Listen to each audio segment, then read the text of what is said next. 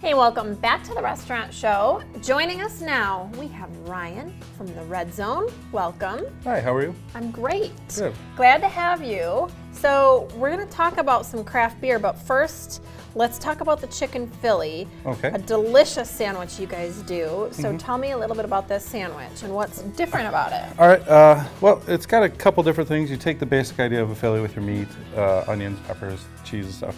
What we do, we start with a 7-inch hoagie roll. We'll take a garlic aioli mayo, put that on nice and thick, give it a bunch of good flavor. You can kind of see the garlic right in there as you look. Oh yeah, it's definitely got some bits and pieces. I love mayonnaise on sandwiches. I'm a big condiment fan. We're going to throw in quite a bit of cheese.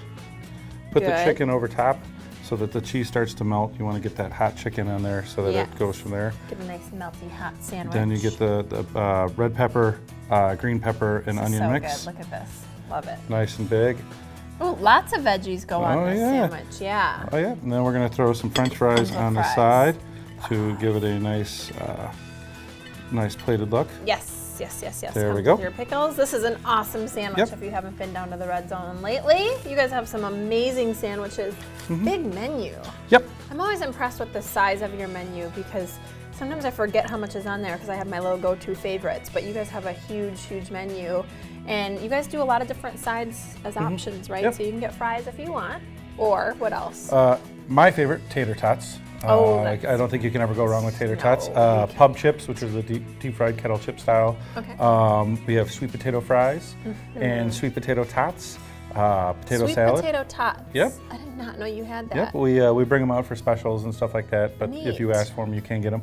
Potato salad, if you want something non-potato based. There's low-fat cottage cheese and coleslaw.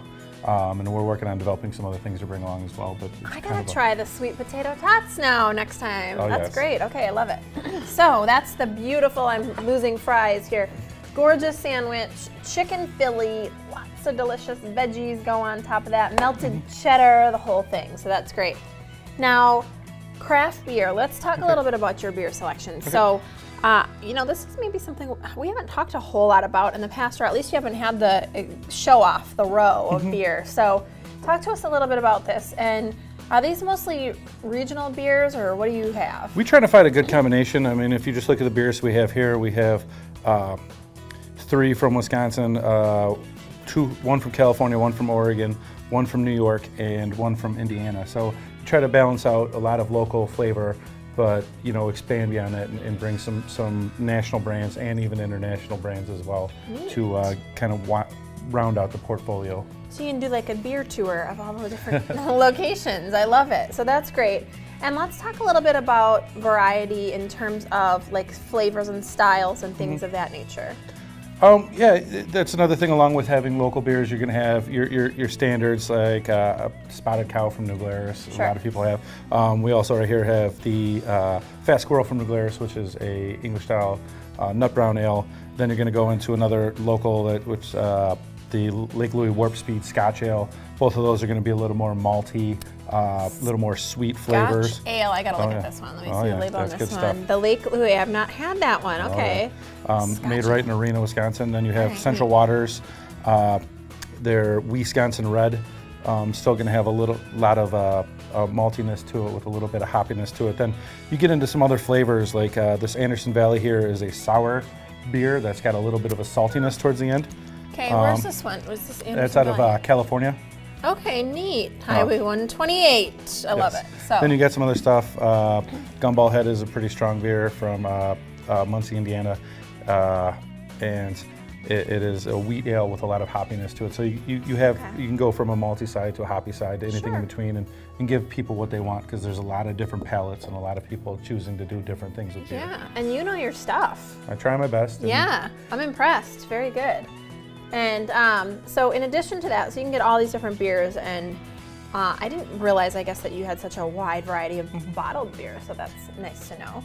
And all different kinds. And then for folks, okay, so we've talked food, and if you haven't been over there, such great food. Thank you. Love your let's talk about your portions. Not only do you have a big menu, but you have big portions. All your food is like, oh my gosh, sometimes it's a meal and a half, sometimes it's not, sometimes you eat the whole thing, don't tell anyone. But sometimes you have a lot of leftovers too because the portions over there are great and the prices are really good. But you also rent out your space. So like for holidays and things, I mean, what kinds of things can you do? You know, we have the concert venue side, so we can fit up to 300 people there. Or if you want to be a smaller group, we can find a spot for you in our main area. You know, we can do all sorts of buffet foods. We can do a little more catered stuff for you if that's what you want to do. If you want to buy certain types of beer barrels or anything like that, or just anything you want, we're able to cater the experience to what you want and what you like. So kind of anything goes. You don't have like a set thing that you have to do. You can either do buffet, you can have certain dishes made, you can have all different kinds of things. So that's really nice to know if you're wanting to have a little holiday shindig, or maybe bring your office folks over, or you get a big group together for sports, or you know, whatever it is. So that's neat. And one question that I get sometimes about being over at Red Zone is, you know, you are in a busy area. So talk to me a little bit about parking. Well, during the day, it's primarily street parking, but after 5 p.m., you can use the Madison property management lots. We have an agreement with them. There's a lot immediately to the east of us, and then to the north of their building as well.